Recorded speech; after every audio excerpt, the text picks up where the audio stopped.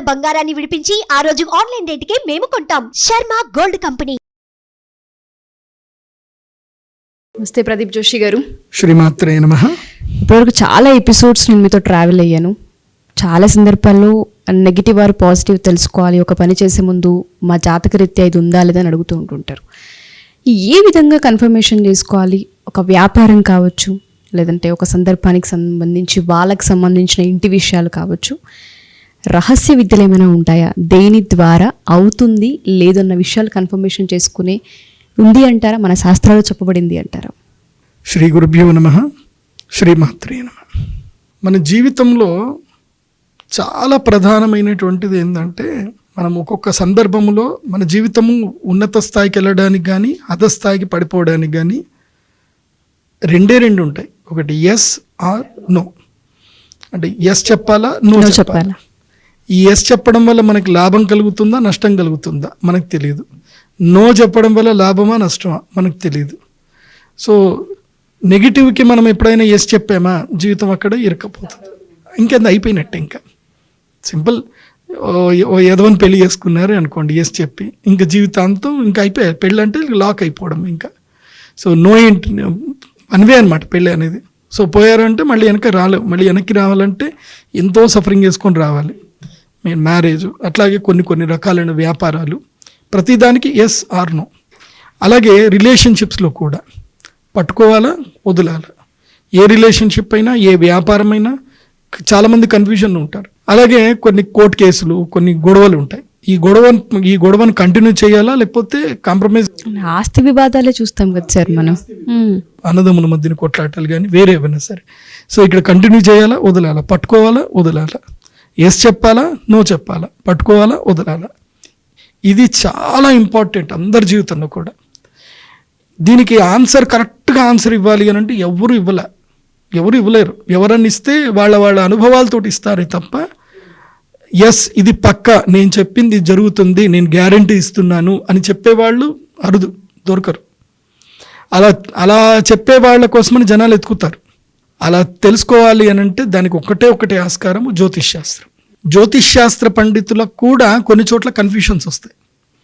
ఆ కన్ఫ్యూషన్స్ వచ్చినప్పుడు కొన్ని రహస్య విద్యలు ఉంటాయి. జ్యోతిష్ శాస్త్ర పండితుడికి కొన్ని రహస్య విద్యలు తెలిసి ఉంటాయి. ఆ రహస్య విద్యలు కనుక నేర్చుకుంటే ఈ పట్టుకోవాలా, వదిలేలా, వెళ్ళాలా, వద్దా, ఇవన్నీ విషయాలు మనకు తెలిసిపోతాయి. సో దీనికి కొన్ని రహస్య విద్యలు ఉంటాయి. ఈ రహస్య విద్యల్లో ముఖ్యంగా సమ్మోహన వటి అని ఒకటి ఉంటుంది. సమ్మోహన బటి. సో దాన్ని అంటే నార్త్ ఇండియాలో పలకరు కాబట్టి వాళ్ళు బటి అంటారు. మేమేందంటే సమ్మోహన వటి అని ఒకటి ఉంటుంది. ఇది మనకి రావణ సంహితలో ఉంటుంది. నేను నా లైఫ్లో చాలా ఇంపార్టెంట్ బుక్ నా దగ్గర ఉంటుంది. ఎందుకోసమంటే ఎంత పెద్ద ప్రాబ్లం కానీ ఏదైనా సరే కానీ దానికి సొల్యూషన్ మనకి రావణ సంహితలో ఉంటుంది. ఎంత పెద్ద సమస్య కానివ్వండి. ఆ మధ్య ఒక చాలా ప్రధానమైన వ్యక్తి జైల్లోకి వెళ్తే నా దగ్గరికి వచ్చి నన్ను అడిగారు, ఏంటి మా సార్ ఎప్పుడు వస్తారు అని నన్ను అడిగితే ఏమైనా పూజలు ఏమైనా చేయించాలా, ఎంత ఖర్చు అయినా పర్వాలేదు గురూజీ, మేము డబ్బులు ఖర్చు పెడతామని వస్తే నేను ఆగండి అని చెప్పి ఆ సమ్మోహన వట్టి తీసి నేను చేసి చెప్పాను. సమ్మోహన వట్టి తీసి చెప్తే సమ్మోహన వట్టి చెప్పింది ఇంకో 12 రోజుల్లో బయటకు వస్తారు అని చెప్పింది. 12 రోజుల్లోనా? ఇంపాసిబుల్ గురూజీ, నేను సుప్రీంకోర్టు అడ్వకేట్ని, అసలు 12 రోజుల్లో ఆయన రావడానికి లేదు, అసలు ఆస్కారమే లేదు అన్నారు.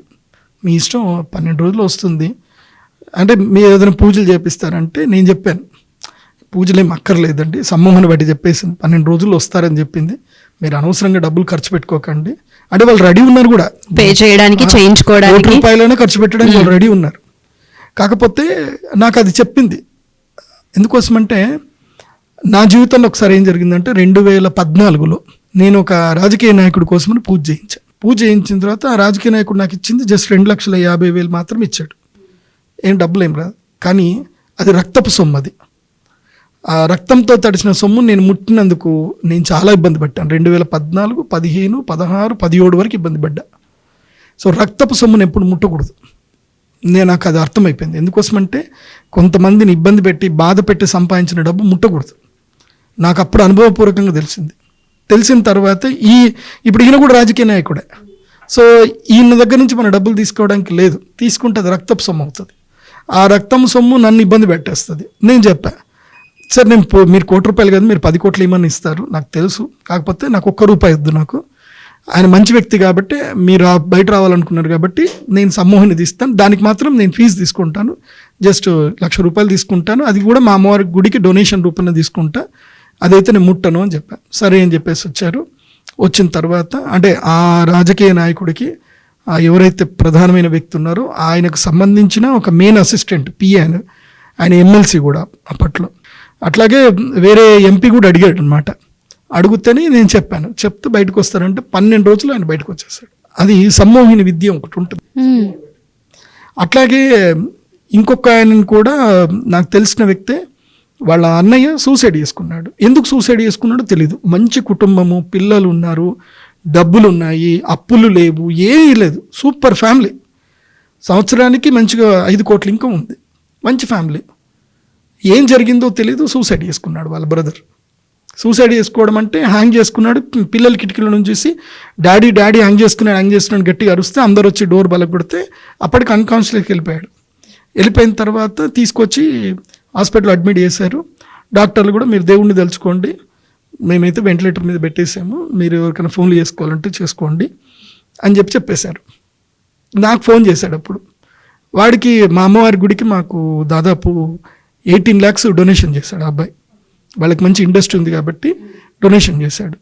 సో నా నంబర్ ఎప్పుడు ఉంటుంది కాబట్టి యాక్సెస్ ఉంటుంది కాబట్టి నాకు ఫోన్ చేశాడు, గురూజీ ఇట్లా మా అన్నయ్య పరిస్థితి, నాకేం అర్థమవుతలేదు గురూజీ అని అంటే, సరే ఒక్క నిమిషం ఆగు, నేను ప్రశ్న వేసి చెప్తాను అని. నేను ప్రతిదానికి సమ్మోహిని తీయను, సమ్మోహన బట్టిని ఎప్పుడైనా అర్జెంట్ అవసరం పడితే మాత్రం తీసా. బతుకుతాడా బతకడా, బతకాలంటే ఏం చేయాలి, ఫస్ట్ బతుకుతాడా బతకడా సమ్మోహిని వేసి చెప్తే ఆ వేరు చెప్తుంది, సమాధానం చెప్తుంది. బతుకుతాడా బతకడా అని చెప్తుంది. పక్కా బతుకుతాడు, డౌట్ లేదని చెప్పింది. నేను చెప్పాను బతుకుతాడు అంటే, డాక్టర్లు చెప్పారు, డాక్టర్లు లేదండి అని చెప్పారు, మరి ఛాన్స్ లేదు అంటే, సరే నేను అమ్మవారు ఉపాసకుణ్ణి, నాకు అబద్ధం చెప్పాల్సిన అవసరం అయితే లేదు, బతుకుతాడు చూద్దాం అని చెప్పేసి అన్న. 3 రోజులకి ఆయన తేరుకున్నాడు. 5వ రోజుకి బయటకు వచ్చేసాడు, హాయిగా ఇప్పుడు నడుస్తున్నాడు, తిరుగుతున్నాడు కూడా, బాగున్నాడు ఇప్పుడు ఆయన. అంటే సమ్మోహన బట్టి అనేది ఒక అద్భుతమైన శక్తి. అది మనకి హిమాలయాల్లోనే దొరుకుతుంది. ఇది కూడా నాకు ఎప్పుడు దొరికింది అని అంటే, మొన్న ఈ మధ్యనే నేను హరిద్వార్ వెళ్ళినప్పుడు యాదృచ్ఛికంగా, అసలు నేను ఆ మహానుభావుడిని కలుస్తానని కూడా నేను అనుకోలే. అసలు నేనేదో చిన్నగా హరిద్వార్ వెళ్ళి దర్శనం చేసుకుని వచ్చేద్దామని వెళ్ళాను, కానీ ఆ మహానుభావుడిని కలవడము, ఆయన నన్ను చూడగానే చలో హమారే సాత్ ఆ జాओ తుమారే మే ప్రసన్నత దిక్ రే, ఆప్కి వర్చస్సు దిక్ రే, ఆప్ ఆ జాయి అని చెప్పి కూర్చోబెట్టుకొని తీసుకెళ్ళిపోయాడు. ఎటో వెళ్ళిన తర్వాత అప్పుడు ఆయన దగ్గర ఉండే సమ్మోహిని బట్టి నాకు చూపించాడు. చూపించి అప్పుడు ఆయన చెప్పాడు, అంటే నాకు కొన్ని సమస్యలున్నాయి, నేను అడిగితే ఆయన నాకు చెప్పాడు, నీకు అసలు ఏ సమస్యలు లేవు, అమ్మదయ నీ మీద పూర్తిగా ఉంది, ఈ వట్టి నీకోసమే వెయిట్ చేస్తున్నాను, నువ్వు ఇవాళ ఇక్కడికి రావాలి కాబట్టి నీకు ఇస్తున్నాను, తీసుకో అని చెప్పి నాకు ఇచ్చాడు అనమాట. సో ఆ వట్టి దొరికిన తర్వాత నాకు అర్థమైంది ఏంటంటే, ఇంకా రహస్య విద్యలు ఉన్నాయి ప్రపంచంలో, చాలా రహస్య విద్యలు ఉన్నాయి. అందులోపల ఇదేదో హతాజోడి అని అంటారు, ఆ హతాజోడికి కూడా రహస్య శక్తులు ఉంటాయి. తర్వాత సిఆర్ సింగ్ అని ఒకటి ఉంటుంది, దానికి కూడా రహస్య శక్తులు ఉంటాయి. సమ్మోహిని బట్టి అని ఉంటుంది. ఇలా రావణ సంహితలో చెప్పినవి డీకోడ్ చేసి తెలుసుకునే విద్యలు చాలా ఉన్నాయి. ఇప్పుడు ఒక ముఖ్యమంత్రి గారి దగ్గర రహస్య శక్తి ఉంది కాబట్టి ఎంత కష్టమైనా ఆ ముఖ్యమంత్రిని ఎవరు ఏం చేయలేకపోతున్నారు. ఆయన దగ్గర ఆ రహస్య విద్య ఉంది. ఆయన ఆ రహస్య విద్య ఉన్న రోజులు ఆయన ఉంటాడు బాగానే, దానికి తిరస్కరణ విద్య ఎవరైనా చేస్తే వెళ్ళిపోతాడు. ఇలా ఉన్నారు, చాలా ఉన్నాయి. అందుకే ఆ రహస్య విద్యల్ని మనం ఉపాసన చేయవలసినటువంటి రోజులు వస్తాయి, ముఖ్యంగా ధనత్రయోదశి. అవి మనం ఎప్పుడైనా ప్రసాదంగా తీసుకోవాలి అని అంటే ధనత్రయోదశి రోజే ప్రసాదంగా స్వీకరించాలి. ఆ ప్రసాదం అడిగే గురువు దగ్గరికి వెళ్ళినప్పుడు అహంకారం ఉండకూడదు, డౌట్ అస్సలు ఉండకూడదు, సందేహం ఉండకూడదు. పూర్తిగా వైరాగ్యముతో, వైరాగ్య చింతనతో లోక కళ్యాణం గురించి, లోక ప్రీతి గురించి వెళ్ళాలి తప్ప స్వార్థ చింతన గురించి వెళ్ళకూడదు. స్వార్థ చింతన ఎక్కడైతే ఉంటుందో అక్కడ ఈ రహస్య విద్యలు పనిచేయవు. ఏంటి, నేను అని ఎప్పుడైతే ఆలోచన వచ్చి నా స్వార్థం నా సుఖం అని ఎప్పుడైతే ఆలోచన వస్తుందో రహస్య విద్యలు పనిచేయవు, గుర్తుపెట్టుకోండి. సో మీరు అన్నట్టుగానే జాతకరీత్యా చాలా సందర్భాల్లో కొన్ని తెలుసుకోవాలి, మా జాతకంలో అది వ్యాపారం కావచ్చు, ఆస్తి పంపకాలు కావచ్చు, సొంతింటి కల కావచ్చు, ఏదైనా సరే. అసలు ఇది రాజకీయ నాయకులకైతే పదవి, సినీ ప్రముఖులకైతే అవకాశాలు, ఆపర్చునిటీస్ అని చెప్తూ ఉంటుంటాం. కొన్నిసార్లు జాతకంలో కనిపించదు. దీని త్రూ ఎవరైనా సరే ఒకవేళ ఈ ఎపిసోడ్ చూసి మేము తెలుసుకోవాలనుకుంటున్నామంటే ఇది అందరికీ తెలుసుకునే అవకాశం ఉంటుందంటారా ప్రదీప్ జోషి గారు? ద ఇంపార్టెన్స్, నేను అందరికీ అన్ని తీయనిది, ఈ రహస్య విద్యను అందరికీ తీయను. జాతకం అయితే ఫస్ట్ చూస్తాము, జాతకం ద్వారా కూడా తెలియకపోతే అప్పుడు మాత్రమే తీస్తాం. ఓకే, ఏదన్నా అక్కడ మనకి క్లారిటీ రావట్లేదు అంటేనే తీస్తాం. ఇది అన్నిసార్లు తీయకూడదు.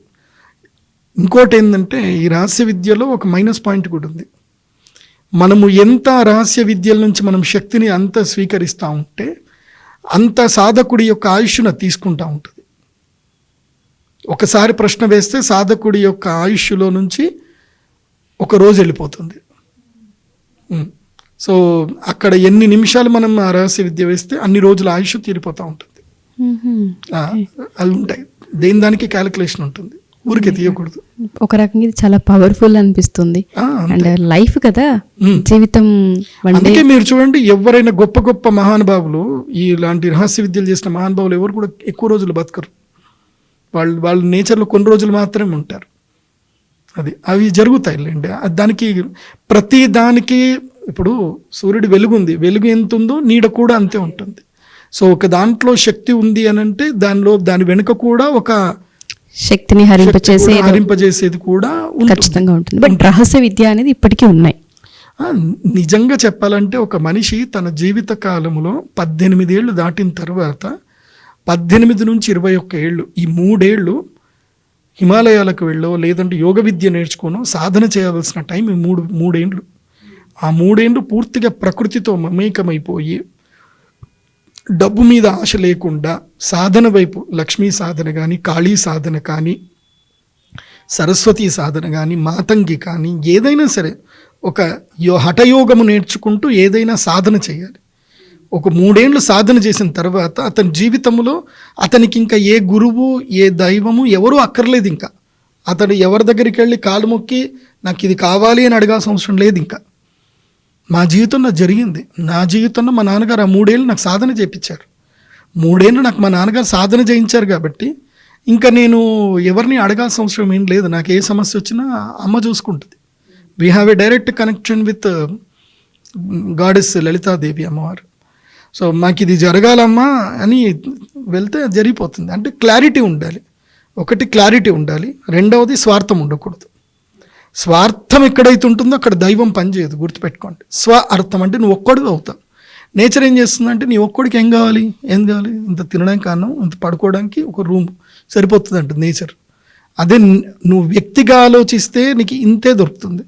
నువ్వు వ్యవస్థగా ఆలోచించావనుకో అన్లిమిటెడ్. నేను అనుకుంటే ఇంతే, మేము, మనము, నా శిష్యులు, నా సాధకులు, నా భక్తజనము, సనాతన ధర్మ బంధువులు అని ఎప్పుడైతే మనం ఆలోచిస్తామో అది అనంతం అవుతుంది. అప్పుడు నా యొక్క శక్తి అనంతం అవుతుంది. సో ఇంత కావాలా, అనంతం కావాలా అని ఆలోచించుకోవాలంటే ఈ ఆలోచనతోటే రండి నా దగ్గరకు ఒకరు రావాలి అనుకుంటే. ఇప్పుడు ధనత్రయోదశి యాగం చేసుకోవాలన్నా, మీకు ఏదైనా ప్రసాదంగా ఈ రహస్య విద్యలో ఏమైనా ప్రసాదంగా కావాలి అన్నా, యంత్రము కావాలన్నా ఈ ఆలోచనతో రావాలి. మీరు వ్యక్తిగా ఆలోచన చేసుకుని వస్తాను అంటే రావద్దు. వ్యవస్థగా ఆలోచన చేసుకొని ఈ ప్రపంచం నా కుటుంబం, నాతో పాటు నా కుటుంబంతో పాటు 10 మంది బాగుపడాలి, నా వల్ల ఒక 10 మంది కుటుంబం లోపల అందరికీ అన్నం తినే శక్తి రావాలి. ఇప్పుడు నేను చెప్తున్నాను, నేను నాగరాజు మేము మొదలు వీడియో స్టార్ట్ చేసేటప్పుడు నాగరాజు ఒక ఎంప్లాయ్. ఇక్కడ నాగరాజు 2019లో మేము వీడియో స్టార్ట్, నాగరాజు ఒక ఎంప్లాయ్. ఈ ఎనర్జీ నేను చెప్పిన మాటలు విని మా నాగరాజు ఆ యూనివర్సల్కి, నేచర్కి ఆ యొక్క థాట్ ప్రాసెస్ రిలీజ్ చేయడం వల్ల ఇప్పుడు ఒక 50 మంది ఉంటారు ఇక్కడ. 100 మంది, ఒక 100 మందికి ఇక్కడ నాగరాజు ఎంప్లాయ్మెంట్ ఇస్తున్నాడు. ఎంతోమంది ఎడిటర్లు, ఆర్టిస్టులు అందరికీ ఎంప్లాయ్మెంట్ ఇస్తున్నాడు. అంటే ఆ యొక్క ఇక్కడ నాగరాజు ఒక వ్యక్తి కాదు, ఇప్పుడు మా వ్యవస్థగా మారిపోయాడు మా పిల్లాడు. So Suman sir bench car కూడా గిఫ్ట్ ఇచ్చారు. కానీ ఆ పిల్లాడు బెంచ్ కార్లో తిరగడు, ఆయన గిఫ్ట్ ఇచ్చారు సంతోషం, కానీ నేను ఎంతవరకు వెళ్ళాలి, నా ఎంప్లాయీస్తో ఎలా ఉండాలని ఆయన ప్రేమగా వెళ్తాడు. సో ఒక బ్రైట్ ఎగ్జాంపుల్ మా పిల్లాడు మా నాగరాజే ఉన్నాడు. సో నేను అనేది ఏంటంటే మీరు వ్యక్తిగా కాకుండా వ్యవస్థగా మిమ్మల్ని ఆలోచించుకొని మీరు నేచర్కి థాట్ ప్రాసెస్ రిలీజ్ చేస్తునుకోండి, you will be the luckiest person in the world. అది నో వర్డ్స్, గ్రేట్ ఎక్స్పీరియన్స్ అని చెప్పొచ్చు. రహస్య విద్యలకున్న పవర్ అదని కూడా అర్థమవుతుంది. వ్యక్తిగా కాదు వ్యవస్థగా ఆలోచించాలి, ఒకలం కాదు కుటుంబం అని ఆలోచించినప్పుడు ఆ పాజిటివిటీ ఖచ్చితంగా డెవలప్ అవుతుందని తెలుసుకోవచ్చు. అండ్ దాంతోపాటు మీరు అన్నట్టుగానే ధనత్రయోదశి రోజు ఎవరికైనా సరే యాగంలో పార్టిసిపేట్ చేయాలి అనుకున్నా, లేదు అంటే మన దగ్గర ఉన్న ఏదైనా సరే ప్రసాదంగా స్వీకరించాలి అనుకున్నా ఎలా అంటారు, ఎలా అప్రోచ్ అవ్వాలి అంటారు సార్? నా వెబ్సైట్ pradeepjoshi.com వెబ్సైట్ ఉంటుంది. డైరెక్ట్ వెబ్సైట్లో బుక్ చేసేసుకొని 29వ తారీఖు రాత్రి 9 గంటల వరకు నిజామాబాద్ శ్రీచక్రపీఠం టెంపుల్లో ఉండాలి. అడ్రస్ కూడా వెబ్సైట్లోనే ఉంటుంది, బ్రోచర్ కూడా వెబ్సైట్లోనే ఉంటుంది. pradeepjoshi.com వెబ్సైట్ చూసుకొని డైరెక్ట్ వచ్చేసి ఫోన్ కూడా చేయాల్సిన అవసరం లేదు. Done sir, thank you sir, thank you so much. శ్రీమాత్రేన.